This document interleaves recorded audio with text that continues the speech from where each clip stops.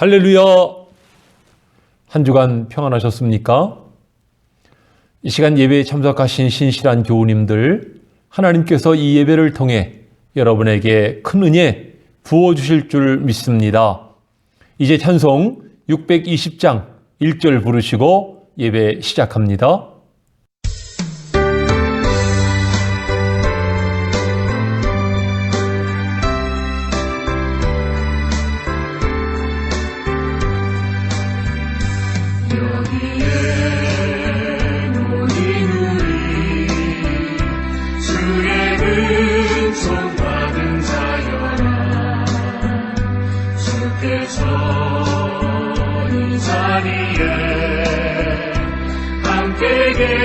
계심을 아노라. 언제나 주님만을 찬양하며 따라가리니 시험을 당할 때도 함께 계심을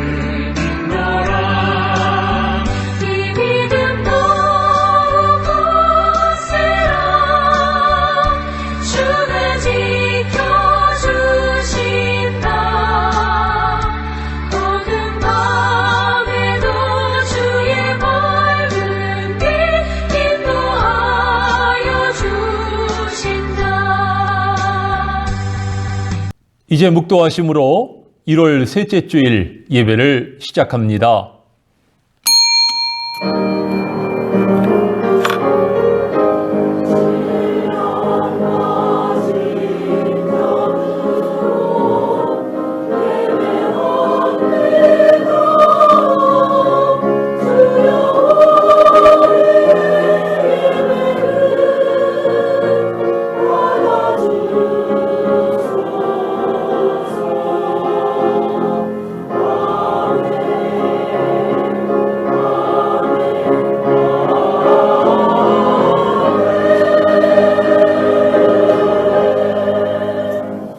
은혜로우시고 사랑이 많으신 하나님 아버지, 지난 한 주간도 은혜 가운데 저희를 보호하여 주심을 감사드립니다. 이 시간도 믿음과 헌신의 마음으로 주님께 나와 싸우니 저희 예배를 기쁘게 받으시며 저희 가운데 임재하여 주시옵소서. 주님의 사랑을 다시 깨닫고 기뻐하기 원합니다. 말씀과 성령으로 인도함 받기 원합니다. 저희 각 심령을 능력의 장중에 붙들어 주셔서 악한 마귀 틈타지 못하게 하옵소서. 오직 성삼위 하나님 영광 받아 주시고 저희들에게 큰 은혜 부어 주실 줄을 믿사옵고, 신앙을 고백함으로 시작하는 예배의 전폭을 주의 손에 의탁하오며 예수님의 이름으로 기도하옵나이다. 아멘. 우리 함께 사도신경으로 신앙 고백하시겠습니다. 나는 전능하신 아버지 하나님 천지의 창조주를 믿습니다. 나는 그의 유일하신 아들 우리 주 예수 그리스도를 믿습니다.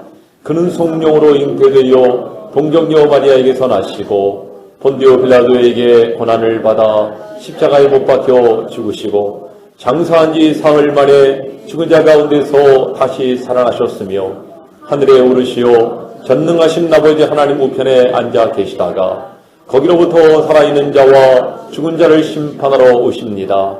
나는 성령을 믿으며 거룩한 공교회와 성도의 교제와 죄를 용서받는 것과 몸의 부활과 영생을 믿습니다. 아멘.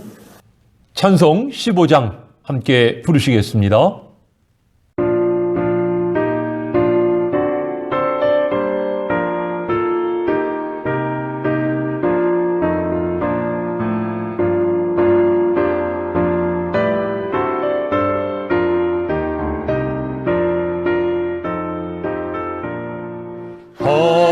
하나님의 크신 사랑 하늘에서 내리사 우리 맘에 항상 계셔 온전하게 하소서. 우리 주는 자비여사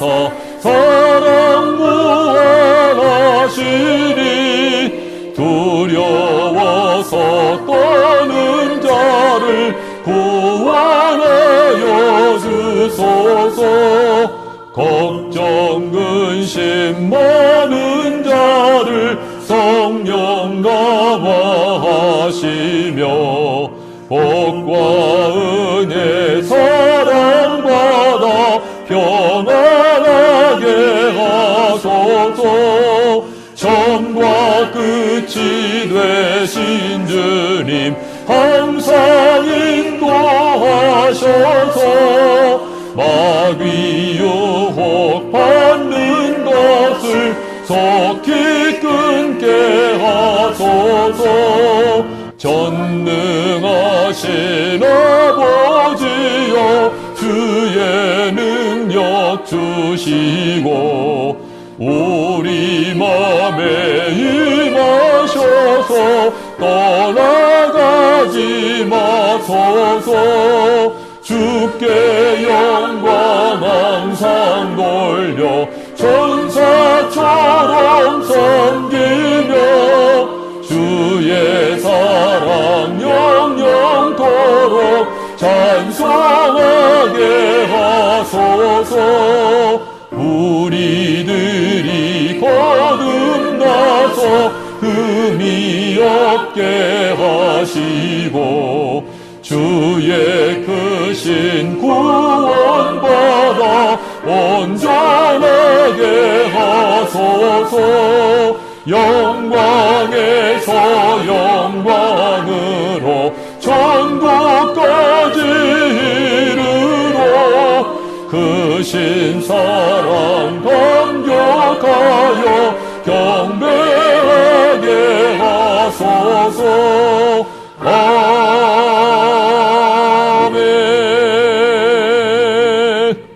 성시교독은 제9번 시편 15편입니다.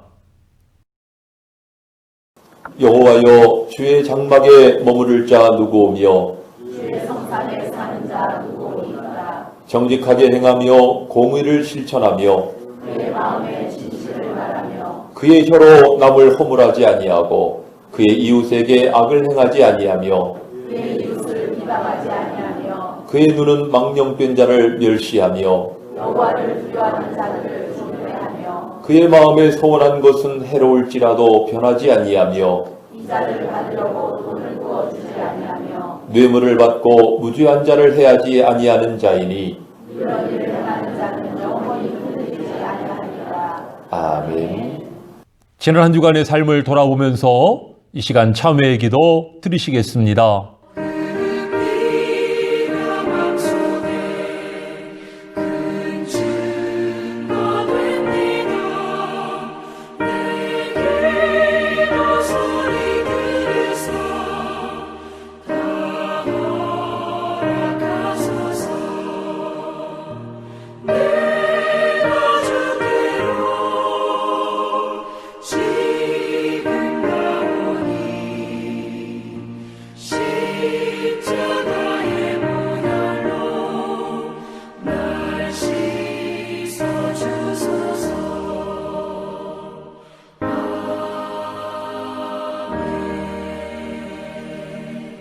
오직 주께서는 너희를 대하여 오래 참으사 아무도 멸망하지 아니하고 다 회개하기에 이르기를 원하시느니라. 아멘. 나의 모든 것 변하고 그 피로 구속받았네. 하나님은 나의 구원 되시오니 내게 정죄가 못됐네. 찬송 497장 함께 부르시고 이동진 장로님 기도 인도하시겠습니다.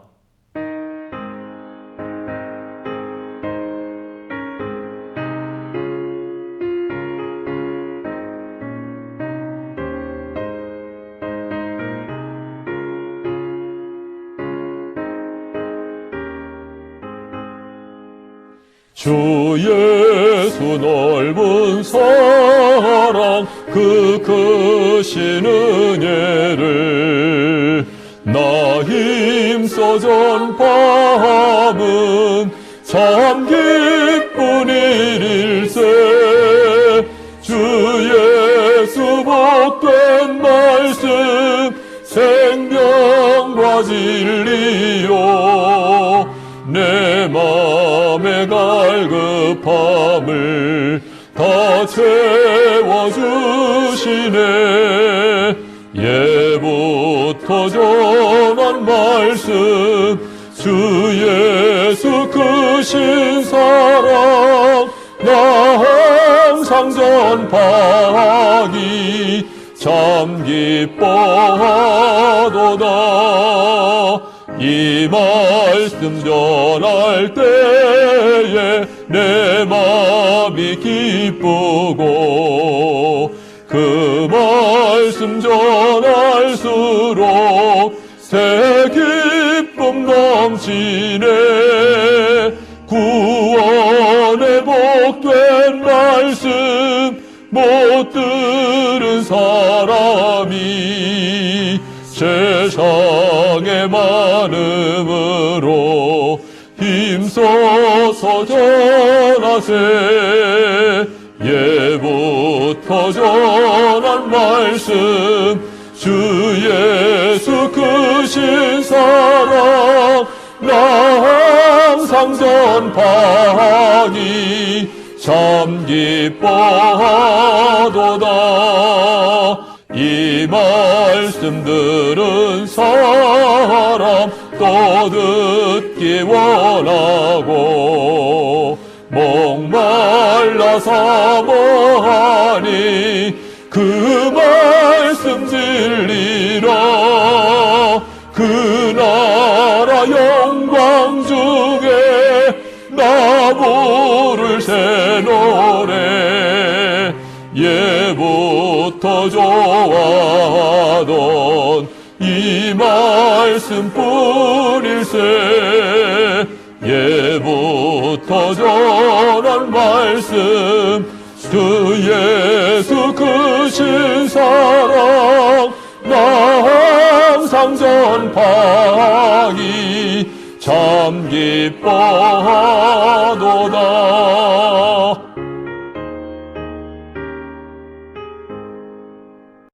저희들의 반석이시요 구원이신 하나님 아버지, 지난 일주일 동안도 혹독한 추위 속에서 저희들의 삶을 지켜주심을 감사드립니다. 이 시간 가정에서 동영상으로 드리는 기도와 찬양을 기뻐받아 주시옵고 주님의 뜻에 합당한 온전한 예배가 되게 인도하여 주시옵소서. 저희들은 주님을 믿는다고 하면서도 믿음이 연약한 연고로 물질과 명예와 권력을 쫓아 시험을 이기지 못하고 주님의 영광을 가리는 삶을 살아왔음을 긍휼히 여기시오 십자가의 배율로 정결케 하여 주시옵소서. 2021년도에는 세상의 소망을 갖고 나를 의지하는 삶을 끊어버리고 오직 주님만을 의지하며 천국의 소망을 두는 복된 삶을 살게 축복하여 주시옵소서. 고통과 시련 가운데 함께 하시어 연약한 저희들을 도우시는 하나님 아버지, 주님의 제자들이 폭풍우를 만났을 때 회개하고 주님을 찾은 것 같이 때로는 주님께서 저희들에게 환난과 시련을 주심으로 회개하게 하시고 주님을 만나게 하심을 믿습니다. 저희들의 크고 작은 모든 문제들은 오직 능력의 주님만이 해결할 수 있사오니 저희들이 건강과 가정과 직장과 사업에 견딜 수 없는 고통과 시련이 있다 할지라도 좌절하지 않고 깨어 기도함으로 주님을 만나 승리의 삶을 살게 인도하여 주시옵소서.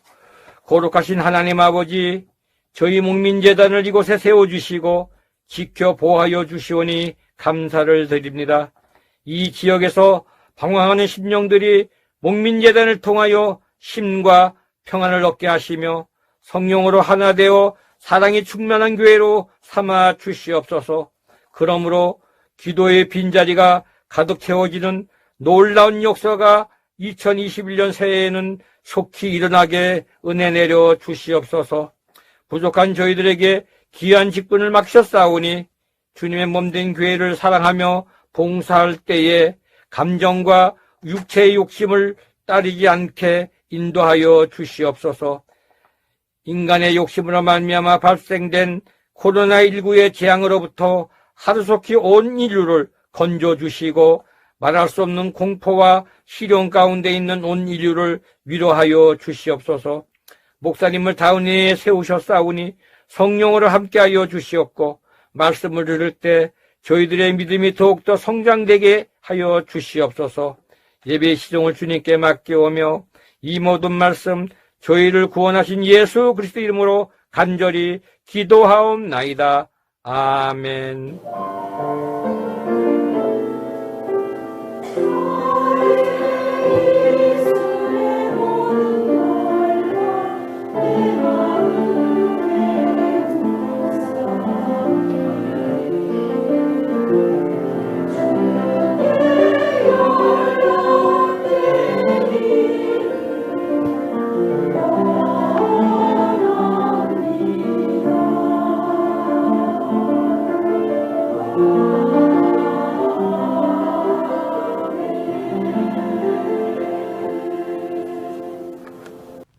오늘 우리에게 주시는 하나님 말씀은 요한계시록 2장 1절로 7절 말씀입니다.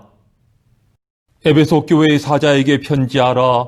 오른손에 있는 7별을 붙잡고 7 금촛대 사이를 거니시는 이가 이르시되 내가 네 행위와 수고와 내 인내를 알고 또 악한 자들을 용납하지 아니한 것과 자칭 사도라 하되 아닌 자들을 시험하여 그의 거짓된 것을 내가 드러낸 것과 또 내가 참고 내 이름을 위하여 견디고 게으르지 아니한 것을 아노라.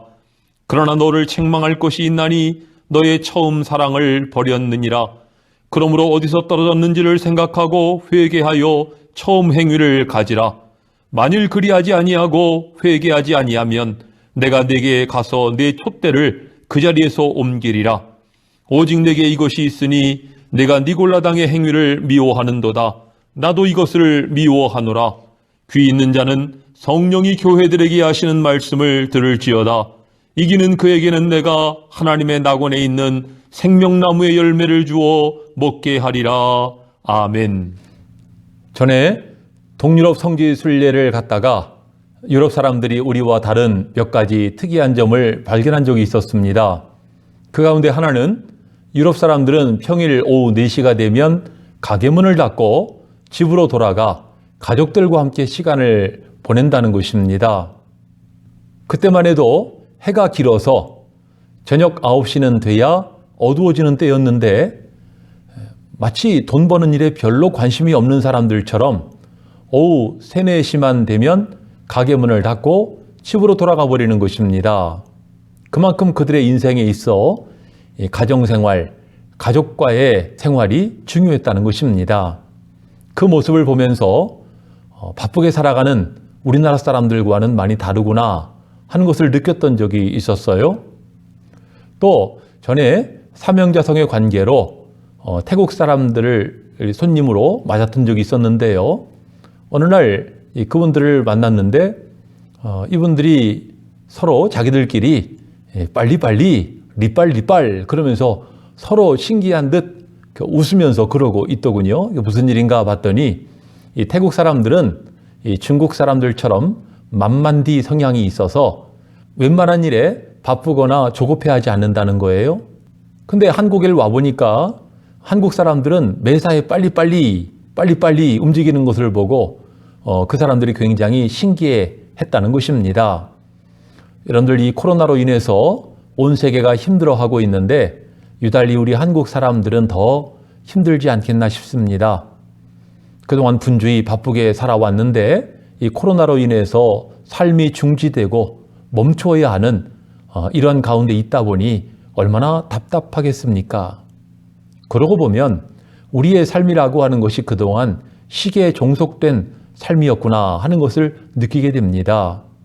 하루에 스케줄이 꽉 짜여 있어서 한 가지 일이 끝나면 다음 일 하기 바쁜 그런 삶을 살아온 것이지요. 그리고 그 목적은 출세를 하고 성공과 업적을 남기고 시간 있을 때 기회 있을 때 한 푼이라도 더 벌어서 재산을 모아야 한다는 생각. 나아가서 내가 바쁘게 일할 때 비로소 나의 존재감을 나타낼 수 있다는 이런 생각으로 가득 차 있었다는 것입니다. 이제 우리는 시계 중심의 삶에서 나침반 중심의 삶으로 생각의 차원을 바꿔야 할 때입니다. 둘 다 유리판과 둥그런 테두리로 이루어져 있고요. 또 그 안에 똑같이 바늘로 이루어져 있지요. 생긴 모습도 거의 비슷합니다. 하지만 기능은 전혀 달라요. 하나는 시간을 알려주고 하나는 방향을 알려줍니다. 지금은 나침반이 필요한 때입니다.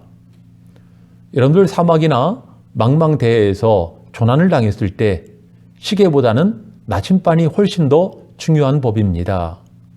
지금 우리가 이 코로나라고 하는 재난 속에 처해 있는데 이제 바쁘게 살아가던 시계 중심의 삶에서 과연 무엇이 옳았는가, 어느 방향이 옳았는가를 살펴보는 나침반 중심의 삶으로 우리가 돌아가야 할 필요가 있다는 것입니다. 방향이 잘못되었는데 바쁘다고 그 길로 분주히 달려가게 되면 오히려 목적지에서 점점 더 멀어질 수밖에 없어요. 또 그렇게 가다 보면 결국 터닝 포인트, 전환점을 지나치게 되고 그렇게 되면 금보다 귀한 인생이 끝내 허무하게 될 수밖에 없는 것입니다. 세상의 일들도 그러하지만 특히 우리 그리스도인들은 이러한 때에 하나님의 뜻이 어디에 계신가 하는 것을 깨닫는 일이 중요합니다. 영적 나침반을 바로 보고 바로 깨닫고 그것으로 방향 전환을 할 때 그런 사람이 현명한 그리스도인이요 영적 통찰력을 갖춘 성도라고 말할 수가 있는 것입니다. 오늘 저와 여러분들이 바로 이러한 사람 되시기를 원합니다. 오늘 본문 말씀은 천상의 주님께서 에베소 교회에게 하신 말씀이에요. 에베소 교회는 참 훌륭한 교회였습니다. 주님께서는 8가지 면에서 이 교회를 칭찬하고 계십니다. 그 내용을 보시면 내가 첫째, 내 행위와 둘째, 수고와 셋째, 내 인내를 알고 넷째, 또 악한 자들을 용납하지 아니한 것과 다섯째, 자칭 사도라 하되 아닌 자들을 시험하여 그의 거짓된 것을 내가 드러낸 것과 여섯째, 또 내가 참고 일곱째, 내 이름을 위하여 견디고 여덟째, 게으르지 아니한 것을 아노라. 이 내용을 보시면은 에베소 교회는 진리에 바로 선 교회, 믿음을 지키는 교회, 소망을 품은 교회, 주님을 위한 뜨거운 열심과 헌신이 있는 모범적인 교회였습니다. 그럼에도 불구하고 이 모든 장점들을 커버하는 단 한 가지의 약점이 있었는데 그것은 4절에 있는 것처럼 그러나 너를 책망할 것이 있나니 너의 처음 사랑을 버렸느니라. 처음 사랑을 버렸다는 거예요. 이 사랑은 하나님과의 관계에서의 사랑을 말한다기보다는 다른 사람과의 관계에서의 사랑을 나타내는 것입니다. 구체적으로는 6절을 보시면은 내가 니골라당의 행위를 미워하는도다. 나도 이것을 미워하노라 말씀하셨어요. 니골라는 사도행전 6장에서 초대교회의 7 집사 가운데 한 사람이었습니다. 하나님 앞에 사람들 앞에 인정을 받고 그 당시에 중직자로 세워진 것이지요. 그런데 이 사람이 나중에 당을 짓게 됩니다. 그러면서 이 니골라 당은 영적으로 탈선하게 되고 당시에 영지주의 영향을 받게 돼요. 그래서 육신은 악하고 영혼만이 중요하다. 우리가 믿음으로 구원을 받았기 때문에 이미 영혼이 구원을 받은 사람이기 때문에 육신으로는 무슨 일을 해도 괜찮다. 이런 잘못된 신앙에 빠진 것입니다. 그러다 보니까 이 사람들은 마음껏 우상 제물도 먹고 또 마음껏 음행도 저지르면서 육신의 일은 뭘 해도 상관이 없다는 거예요. 우리는 믿음으로 구원을 받았기 때문에 상관없다는 것입니다. 그러면서 자기들만이 아니라 교회에도 이러한 교리, 이러한 사상을 전파했어요. 많은 성도들을 미혹한 것입니다. 그러다 보니 에베소 교회가 긴장할 수밖에 없는 거죠. 에베소 교회는 교인들 가운데 이러한 니골라당의 성향을 가진 사람이 누가 있는가, 또 미혹을 받은 사람이 누가 있는가 판별을 해내고 그런 사람이 발견되면 내쫓는 일에 집중을 하게 됩니다. 이것이 교회를 지키는 일이라고 믿었어요. 그러다 보니 처음 사랑은 사라지게 됩니다. 교인들을 사랑의 마음으로 대해야 되는데 오히려 비판과 의심과 판단, 꼬투리를 잡는 이런 것으로 일관된 것입니다. 여러분들 에베소 교회와 같은 상황이 되면 몇 가지의 함정에 빠지게 됩니다. 그 첫째는 사랑은 식어지고 증오와 불신이 깊어진다는 것입니다. 여러분들 악인을 미워하는 것이 당연한 것 같아도 그렇게 되면 나 자신까지 망가지는 수가 있습니다. 그래서 내 원수를 사랑하라고 하는 주님의 가르침은 먼저 내 자신을 보호하기 위한 계명인 것입니다. 또한 주님을 위한다, 교회를 위한다는 명분을 세우지만은 나도 모르는 사이에 내가 판단자가 되고 내가 법의 집행자가 되고 내가 표준 잣대가 되는 그런 교만함에 사로잡힐 수가 있는 것입니다. 결국은 교회가 싸늘해지게 되고 서로 분열과 다툼, 분쟁으로 끝나버리게 되는 것입니다. 참 이런 때 에베소 교회는 어떻게 했어야 됐을까요?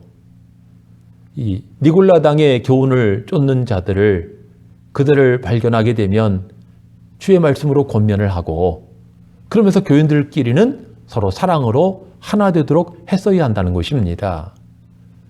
그것이 바로 처음 사랑을 지켜가는 길인 거지요. 그들은 지금까지 주님을 위하여 헌신했던 시계 중심의 삶에서 이제 주님의 뜻이 어디에 계시는가 이것을 바로 이해하는 나침반의 삶으로 돌아갈 필요가 있었던 것입니다. 성도 여러분, 하나님이 교회를 세우신 목적이 무엇입니까? 좀 더 근원적으로 올라가서 하나님이 아브라함을 부르신 목적이 무엇이에요? 너로 말미암아 천하 만민이 복을 얻게 되리라. 이것이 아브라함을 부르신 목적입니다. 오늘날의 교회를 세우신 것도 많은 하나님을 알지 못하는 사람에게 복음을 전하여 구원을 받게 하고 복을 받게 하는 것이 하나님이 교회를 세우신 목적인 것입니다. 따라서 하나님의 관심은 시대를 초월해서 이방인의 구원에 있는 것이에요. 중요한 것은 이방인, 세상 사람에 대한 교회와 성도의 자세입니다. 그들을 어떻게 보느냐의 문제인 것이죠. 역사를 보면 교회와 세상과의 관계는 크게 세 가지 양상으로 나타납니다. 먼저는 권력화예요. 서구 역사를 보면 교황과 황제 간의 주도권 싸움으로 서로 치열하게 다투었던 그런 역사를 가지고 있습니다. 두 번째는 권력의 교회가 예속화되는 그런 때가 있었어요. 지금도 북한이나 중국은 종교의 자유가 없다 보니 명목상의 교회조차도 권력의 하수인으로 전락하는 그런 예를 보게 되는 것입니다. 그런가 하면 세 번째로 교회가 권력에 저항하는 그러한 때도 있었습니다. 종교의 자유를 침해하고 또 신성 불가침의 영역을 침범할 때에는 교회가 여기에 맹렬히 저항할 수밖에 없었다는 것입니다. 성경에서는 기본적으로 세상 권력에 대해서 교회가 인정해야 할 것을 가르쳐요. 로마서 13장 1절을 보시면 각 사람은 위에 있는 권세들에게 복종하라. 권세는 하나님께로부터 나지 않음이 없나니 모든 권세는 하나님께서 정하신 바라 말씀을 하고 있습니다. 그럼에도 불구하고 그 세상 권력이 우리의 믿음을 억압하거나 신앙을 거스를 때에는 우리가 거기에 굴복할 수 없죠. 이것이 바로 신앙 양심의 자유인 것입니다. 이 코로나 시국에 교회가 정부의 방침에 협조하는 것은 많은 사람의 생명과 안전을 위해서입니다. 그런데 만일 정부가 반기독교 정책으로 교회를 탄압한다면 이것은 우리가 굴복할 수 없는 일입니다.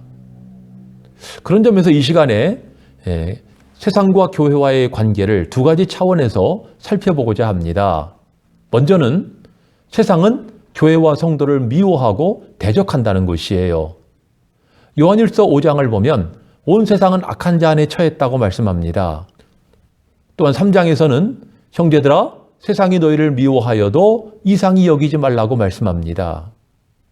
세상이 믿는 성도, 교회를 미워하는 것은 당연하게 여기라는 것이죠. 왜 그렇습니까? 요한복음에 보면 어두움은 빛을 미워한다는 것입니다. 어둠에 속한 자들은 빛에 속한 자들을 미워하게 되어 있다는 거예요. 지난 주간에 제가 아는 지인으로부터 이런 이야기를 들었습니다. 최근에 와서 믿지 않는 사람들이 교회에 대해서, 신자에 대해서 더욱더 부정적인 인식을 갖고 있다는 것입니다. 식사를 하기 위해 식당을 갔더니 기독교인인 것을 알고 주변의 눈총이 아주 싸늘하다는 것입니다. 이것을 느낀 이 사람이 앞으로의 교회가 어떻게 될 것인가 위기감을 느끼지 않을 수 없었다는 것이지요. 코로나 시국에 예배를 목숨처럼 여기는 교회가 정부나 여론의 타켓이 되는 것은 불보듯 뻔한 일이었어요. 코로나 이전에도 교회를 미워하고 신자들을 안 좋게 생각하는 그런 사람들이 많이 있었습니다마는 요즘의 시대에는 특히 SNS나 유선방송 또 개인 방송이 활성화되다 보니까 더더욱 노골적으로 교회에 대한 비난의 수위를 높여가고 있는 것입니다. 그리고 여기에 많은 사람이 영향을 받고 있지요. 이러한 때에 성도 개개인의 믿음과 신앙을 철저하게 하지 않으면 이런 여론몰이에 휩싸일 수밖에 없는 것입니다. 여러분들 매스컴의 영향을 받은 세상 사람들, 믿지 않는 사람들은요, 더욱 강팍해질 수밖에 없어요. 더욱 교회를 미워할 수밖에 없는 것입니다. 근데 한 가정 안에도 믿지 않는 비신자가 있을 경우에는 믿는 신자를 표적으로 삼기 쉬워요. 교회를 공개적으로 비난합니다. 그러다 보면 처음에는 믿음으로 견디다가도 이런 상황이 가속화되다 보니까 자신의 믿음도 약해지게 되고, 그러다 보면 기독교 신앙에 철저했다고 생각됐던 내 자신도 어느 틈엔가 의구심을 품게 되고, 이것이 연약한 인간의 모습인 것입니다. 그런 점에서 보면 지금의 교회는 비유컨대 세상이라고 하는 바다에 떠 있는 한 척의 배와 같아요. 세상의 파도와 거센 풍랑이 이 배를 삼킬 듯이 덮쳐오고 있다는 것입니다. 여러분들, 예수님께서는 지난날 누가복음 18장에서 이런 말씀을 하십니다. 그러나 인자가 올 때 세상에서 믿음을 보겠느냐. 긍정적인 뉘앙스가 아니에요. 부정적인 뉘앙스입니다. 주님 다시 오실 그때에는 세상에서 믿음을 가진 자를 찾아보기가 어려울 것이라는 말씀이에요. 그리고 우리가 살고 있는 지금의 시대를 보면 이 주님의 말씀이 점점 현실화되어 가고 있는 것을 피부로 느끼고 있는 것입니다. 그동안 세계교회나 한국교회는 교회 성장이라는 미명하에 저마다 대형교회를 꿈꾸었고, 여러 가지 편의시설이나 다양한 프로그램들, 성도의 개개인의 취향에 맞는 이런저런 옵션들을 개발하는 일을 힘써왔습니다. 그러면서 백화점 형태의 교회를 지향해 온 것이 부인할 수 없는 사실이에요. 교인들도 풍부한 교회, 풍요로운 교회, 이런 교회를 선호하고 이런 교회를 추구했다는 것입니다. 그러다 보니 교회마다 저마다 성과의 업적에 매달리는 시계 중심의 삶을 살아온 것입니다. 하나님의 뜻이 무엇인가를 깨닫는 영적인 나침반에 대해서는 무감각했던 것이지요. 이제 앞으로의 시대는 코로나 자체 때문이기도 하지만 코로나로 인한 후폭풍으로 말미암아 믿음에서 탈선하는 사람들이 많이 있을 것으로 예상됩니다. 어쩌면 하나님께서는 이러한 시련을 통해서 참 교회가 어느 교회냐, 진정한 성도가 누구냐를 찾으시는 것 아니겠습니까? 이러한 때 여러분들은 믿음을 굳건히 하셔서 누가 뭐래도 여론이 뭐라고 하든지 거기에 휩쓸리지 마시기 바랍니다. 이제 교회는 다시 처음으로 돌아가야 합니다. 하나님께서 교회를 세우신 목적이 무엇인가? 그것을 재발견하고 교회 본질에 충실해야 합니다. 그럴 때 그런 교회가 흔들리지 않게 되는 것이지요. 히브리서 6장을 보면 우리가 이 소망을 가진 것은 영혼의 닷 같아서 견고하고 튼튼하여 휘장 안에 들어간다고 말씀합니다. 닻은 풍랑이나 파도에 떠내려가지 않도록 배를 튼튼히 붙들어 매주는 그런 역할을 하는 것입니다. 여러분들, 우리 영혼, 우리 신앙에도 이러한 닻이 필요한 것이지요. 그러므로 성도 여러분들, 세상이 우리를 미워하는 것을 우리는 당연하게 여기면서 개의치 말고 우리는 우리의 믿음을 굳건하게 해야 합니다. 요한일서 5장에서 말씀합니다. 무릇 하나님께로부터 난 자마다 세상을 이기느니라. 세상을 이긴 승리는 이것이니 곧 우리의 믿음이니라. 믿음이 있어야 세상을 이길 수가 있어요. 세상을 이기는 믿음, 세상이 감당할 수 없는 큰 믿음의 소유자들 되시기를 바랍니다. 두 번째로, 그럼에도 불구하고 세상은 구원의 대상이에요. 요한복음 3장 16절에서 하나님이 세상을 이처럼 사랑하사 독생자를 주셨다고 말씀합니다. 그러므로 세상은 하나님의 사랑의 대상인 것입니다. 하나님이 아브라함을 부르신 목적, 하나님이 교회를 세우신 목적은 동일합니다. 하나님을 알지 못하는 이방인들에게 복음을 전하여서 구원을 받고 복을 얻게 하려는데 목적이 있는 것이지요. 우리는 이 코로나 시국에 우리 자신을 돌아볼 필요가 있어요. 과연 예수 그리스도께서 교회를 세우신 목적에 충실했는가? 이방인 구원에 얼마만큼 큰 열정을 가졌는가? 또 이방인이 교회 안에 들어왔을 때 우리는 얼마나 따뜻한 마음으로 그들을 귀하게 여겼는가? 교회 안에 먼저 믿은 영적 유대인 그룹이 나중에 들어온 이방인 신자 그룹과 서로 차별을 하고 나뉘어지지 않았는가?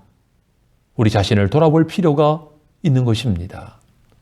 주님께서는 오늘 본문을 통해 에베소 교회를 향해 그리고 오늘 우리를 향해 준엄하게 말씀하십니다.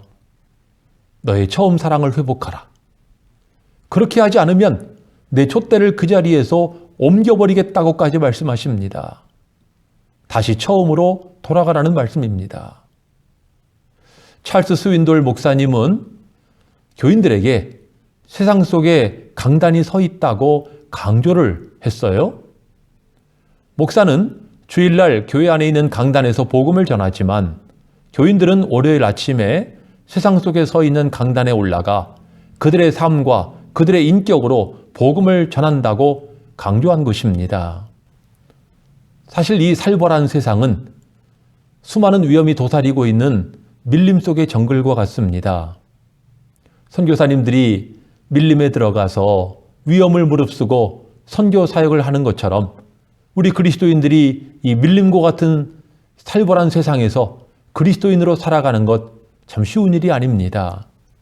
이런 가운데 과연 우리는 어떻게 우리에게 맡겨진 이 귀한 직책을 감당할 수가 있겠습니까? 그 방법은 오직 하나밖에 없어요. 성령의 충만함을 받는 길입니다. 이 시간 말씀을 통해서 다시 처음으로 돌아가야 한다고 계속 반복을 하고 있는데, 강조하고 있는데요. 처음으로 돌아가자는 이야기는 초대교회로 돌아가자는 말이지요. 여러분들 초대교회는 어떠했습니까? 초대 예루살렘 교회도 살벌한 정글과 같은 예루살렘에 처해 있었습니다. 믿는 자들을 잡아 죽이고자 하는 위협과 환란 속에 직면한 것입니다. 그럼에도 그들은 사랑으로 하나가 되었고, 그럼에도 그들은 담대하게 복음을 전할 수가 있었죠. 무엇으로 말미암아? 성령으로 충만해져서. 오늘 우리도 마찬가지입니다. 이러한 어지러운 시대, 강팍한 시대, 이런 시대를 이길 수 있는 방법은 성령의 충만함을 받는 것 밖에는 길이 없는 것입니다. 제가 신학교를 다닐 때 한국교회에 유행하던 말이 초대교회로 돌아가자, 이런 말이 참 유행을 했어요. 근데 지금 이 코로나19를 겪으면서 우리가 원든 원치 않든 초대교회로 돌아가야 하는 상황이 됐습니다. 중요한 것은 우리가 어떤 모습으로 돌아가느냐 하는 거예요. 지금 여러분들에게 소개해드린 것처럼 초대 예루살렘 교회와 같이 성령으로 충만하고 사랑으로 가득 찬 그런 모습으로 돌아갈 것이냐, 오늘 본문의 에베소 교회처럼 처음 사랑을 잃어버린 채 형식과 분주함으로 가득 찬 일그러진 모습으로 돌아갈 것이냐의 문제인 것입니다. 교회의 목적은 복음을 전하고 영혼을 구원하는 데 있지요. 여러분들, 구약 성경이 무엇입니까? 하나님께서 한 사람을 택하시고 그 한 사람으로 말미암아 생겨난 한 민족의 역사를 나타내고 있는 것이 구약 성경입니다. 특별히 하나님과 그 한 민족과의 관계에서 일어난 사건들, 이런 것을 나타내고 있는 것이 구약 성경이에요. 신약 성경은 무엇입니까? 그 한 민족에서 나온 한 사람을 이야기하고 있어요. 그 한 사람이 예수님 아니에요? 그리고 그 한 사람이 어떻게 온 인류를 구원하셨는가? 그 과정을 나타내고 있는 것이 바로 신약성경인 것입니다. 중요한 것은 한 민족이에요. 아브라함의 자손으로 이루어져 있는 이스라엘, 한 민족. 그들은 자기들 유대인들만이 구원을 받는다고 생각을 했어요. 이방인들은 구원받지 못할 것이다. 짐승 같은 것들이다. 차별화한 것입니다. 그들의 배타적인 의식이 결국 그들을 멸망으로 이끕니다. 그 낡은 가죽 부대가 결국 예수님을 십자가에 못 박고 교회를 박해한 것입니다. 아이러니하게 구원을 받을 줄 알았던 그들은 버림을 당했고 그들이 구원을 얻지 못한다고 했던 이방인들이 구원을 얻게 된 것이죠. 하나님의 관심은 유대인뿐만 아니라 이방인들도 구원을 받는 것입니다. 이것이 교회의 목적이고 교회의 본질인 것이지요. 여러분들 마태복음 신약 성경의 첫 권이지요. 마태복음 1장을 보시면은요. 예수님의 족보 이야기가 나오는데 거기에는 5명의 여자가 등장을 해요. 근데 그 5명의 여자 가운데 3사람이 이방인이에요. 다말, 라합, 룻. 이 3사람은 이방인들입니다. 이 뭘 말하고 있는 거죠? 예수님은 유대인으로 오셨지만 예수님의 조상들 가운데에는 이방인들도 섞여 있었다는 이야기입니다. 결국 유대인과 이방인의 후손으로 오신 거예요. 또 마태복음 2장 그 다음 장은 어떤 내용이에요? 예수님이 세상에 오신 성탄에 대한 기록인데 이 성탄을 유대인들은 모르고 이방인들, 그것도 머나먼 동방박사들이 알고 미리 준비하고 와서 예수님을 영접하고 경배했다는 것 아닙니까?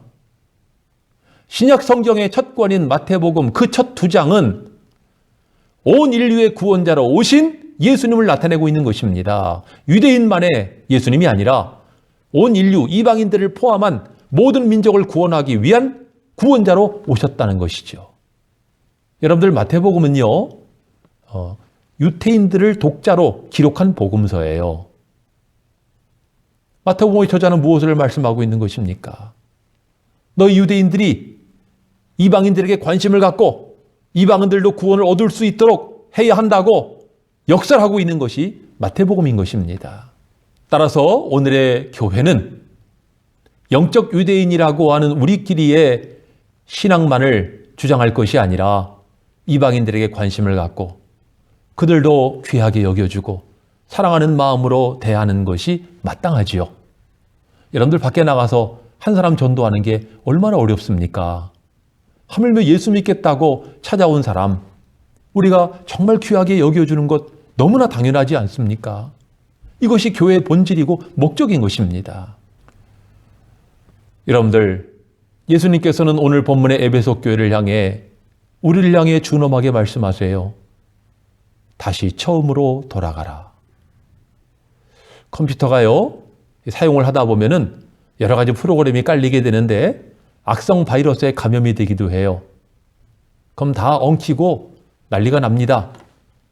해결이 안 되면 결국 마지막으로 취하는 방법은 그 컴퓨터를 초기화시키는 것밖에 없어요. 초기화라는 것은 처음에 이 컴퓨터가 제조될 당시의 상태로 돌아가는 것입니다. 여러분들 지금 코로나라고 하는 악성 바이러스가 온 세상을 잠식하고 있는데요. 이것이 우리 교회에 주는, 한국 교회에 주는 메시지가 무엇입니까?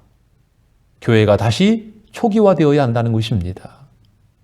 일그러지고 왜곡되고 변형되어 버린, 변질되어 버린 그런 모든 것을 다 떨쳐버리고 다시 처음으로 돌아가 순전한 마음으로 하나님을 사랑하고 하나님의 은혜를 사모하는 심령이 되어야 한다는 것을 나타내고 있는 것이 바로 지금의 시대인 것입니다.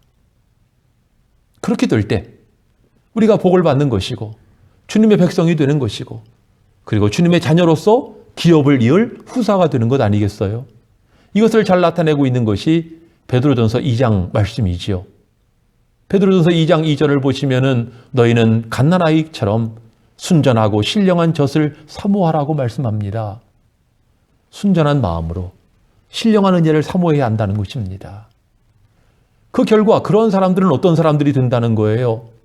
2장 9절을 보니까 오직 너희는 택하신 족속이요 왕같은 제사장들이요 거룩한 나라요 그의 소유가 된 백성이니 이는 너희를 어두운 데서 불러 그의 기이한 빛에 들어가게 하신 이에 아름다운 덕을 선포하게 하려 하심이라. 선포하게 하려 하심이라. 갓난 아이와 같이 순전하고 신령한 젖을 사모하는 심령이 되어서 주님의 거룩하고 왕같은 제사장들이고 그러한 백성이 되었다고 한다면 우리가 해야 할 일은 하나님의 은혜를 많은 사람에게 선포해야 될 책임이 있다는 것이죠. 왜? 우리가 하나님의 자녀이므로, 하나님 백성이므로. 여러분들, 이 강팍하고 어지러운 시대 속에서 우리의 정체성을 바로하고 우리의 부르심의 목적을 분명히 하시기 바랍니다. 하나님이 기뻐하시는 거룩한 나라요, 그의 소유된 백성인 저와 여러분들 되시기를 바라고 다시 처음으로 돌아가 첫사랑을 회복하고 처음의 은혜를 회복하는 우리 모두가 되어지기를 주의 이름으로 축원합니다. 우리 찬송 503장 함께 부르시고 결단하는 기도 드리시겠습니다.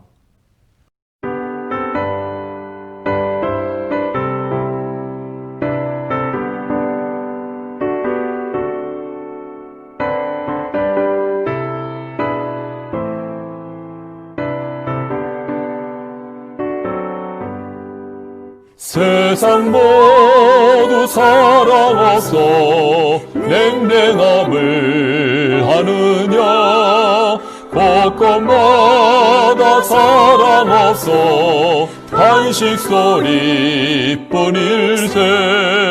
악을 선케 만들고 모든 소망 이루는 사랑 얻기 위하여 오늘 오래 참았네 사랑 없는 까닭에 사랑 없는 까닭에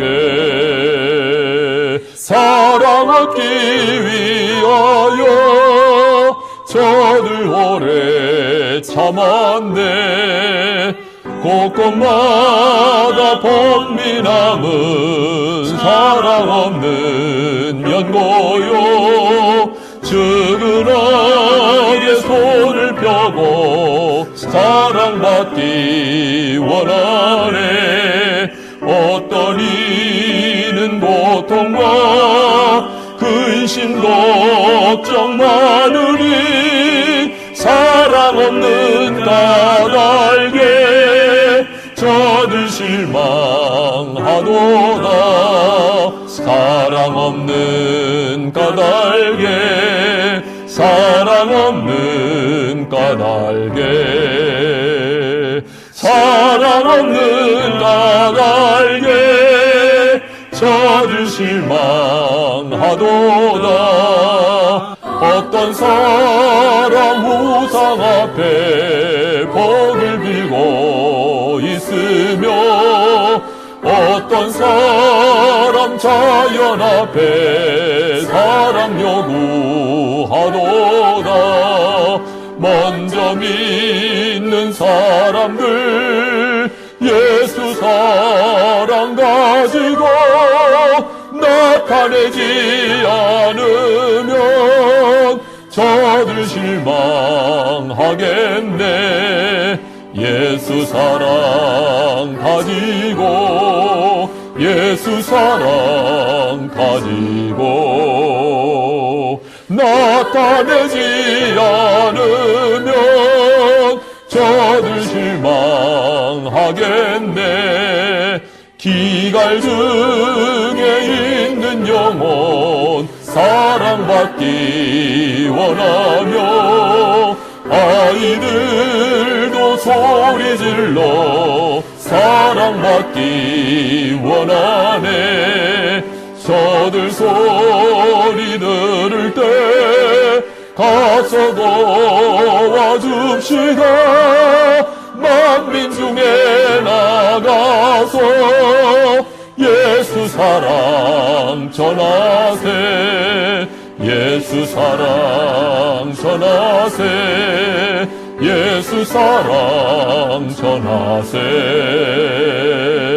만민 중에 나가서 예수 사랑 전하세 오늘 말씀을 생각하시면서 우리 이 시간 함께 결단하는 기도 드리시겠습니다. 사랑하시는 우리 아버지 하나님, 저희들 이 시간 기도합니다. 하나님 앞에 우리가 충성하고 헌신하였다 할지라도 처음 사랑을 잃어버렸을 때에 책망을 받을 수밖에 없습니다. 하나님, 우리가 하나님 앞에 사랑의 마음을 잃지 않기 원합니다. 주님을 사랑하고 우리의 형제 자매를 사랑하고 그들을 위하여 우리의 마음을 다하여 섬기는 저희들 되게 하여 주시옵소서. 그래서 우리의 심령이 다시 따사로운 봄바람이 불게 하시고 저희들이 온 마음으로 하나님을 섬기는 주의 사람들 되게 하옵시며, 하나님, 우리가 사랑함으로 주님의 율법을 이루며 하나님 앞에 옳다 인정함을 받으며 또한 하나님께서 우리를 사랑하실 수 있는 하나님 사랑의 사도들이다 되게 하여 주시옵소서. 사랑이시거니 이 시대에 사랑의 화신들이 되기를 원합니다. 우리가 주님의 뜻을 바로 깨닫기 원합니다. 믿음과 진리를 바로 지키되 사랑을 잃지 말게 하옵소서. 초심으로 돌아가기 원합니다. 하나님께서 이 말세에 교회를 세우시고 저희를 부르신 것은 주의 복음을 세상에 나타내시기 위함인 줄로 믿습니다.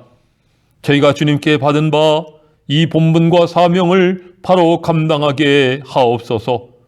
죄악이 가득한 세상 속에서 나 자신의 믿음을 바로 지킬 뿐만 아니라 이 시대 가운데서도 복음에 합당한 자를 구원케 하는 이 귀한 사역 바로 감당케 하여 주시옵소서. 서로 사랑하고 서로 귀하게 여기는 사랑의 교회와 성도 되기를 원하오며 예수님의 이름으로 기도하옵나이다. 아멘. 이 시간에는 준비하신 예물 주님께 봉헌하시겠습니다.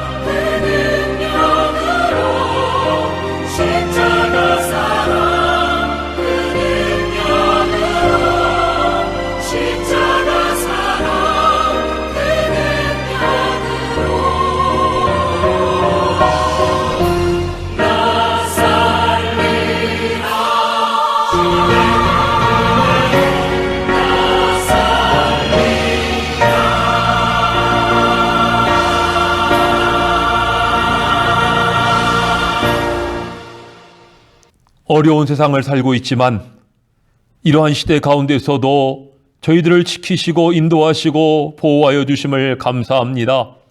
하나님의 은혜를 힘입어 살아온 저희들, 주님께서 주신 복을 따라 여러 가지 명목의 예물을 이 시간 주 앞에 드립니다. 저희의 드리없는 예물을 기쁘게 연락하여 주시옵소서. 11조 예물 드렸습니다. 저희의 생업을 지키시고 인도하여 주심을 감사드립니다. 하나님을 믿고 의지함으로 주신 것의 10분의 1을 구별하여 드리오니 하나님 저희의 창고가 풍성케 하여 주시옵시고 먹고 사는 것으로 어려움을 당하지 않도록 저희들 능력의 장중에 붙잡아 주시옵소서.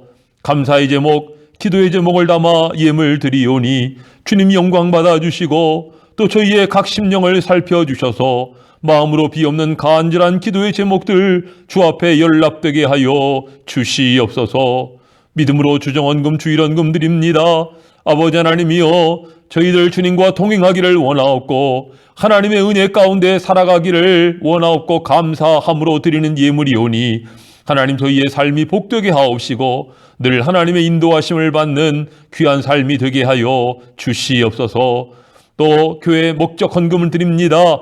구제헌금, 선교헌금, 헌당헌금 비롯하여 여러 명목의 예물을 드리오니 이 예물이 하나님의 사업과 교회를 위하여 복음을 위하여 귀하게 쓰여지게 하옵시고 예물 드린 손길들마다 힘있게 하옵시며 그 손으로 하는 범사가 복되게 하여 주시옵소서. 더욱 크게 하나님 나라를 위하여 일할 수 있는 저희들 되게 하여 주시옵소서.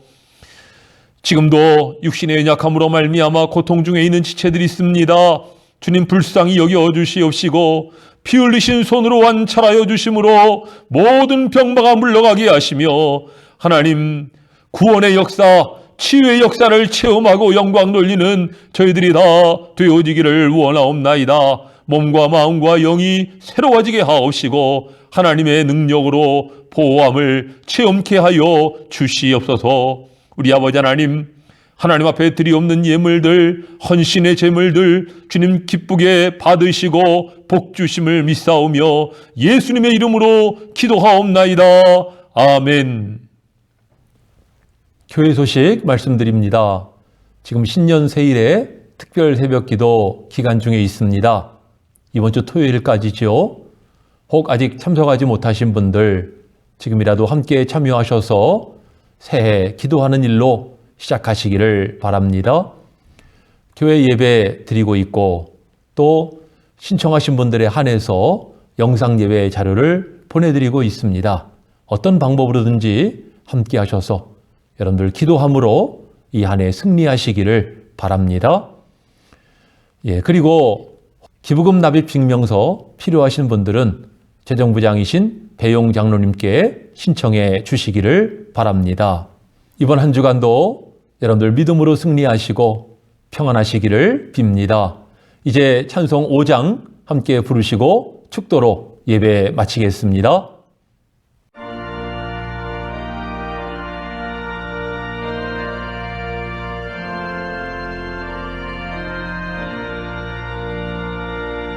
이 천지가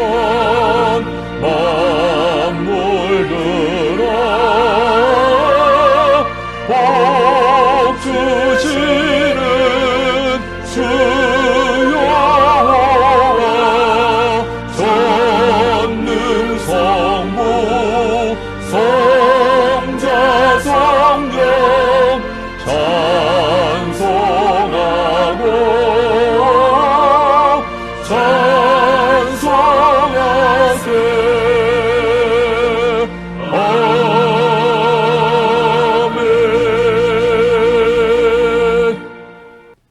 지금은 우리 주 예수 그리스도의 크신 은혜와 아버지 하나님의 무한하신 사랑과 성령의 감화 감동 교통 충만하심이 다시 처음으로 돌아가 첫사랑을 회복함으로 참 그리스도인 되기를 소망하는 주님의 모든 권속들 가운데 지금부터 영원토록 함께 하옵시기를 간절히 축원하옵나이다.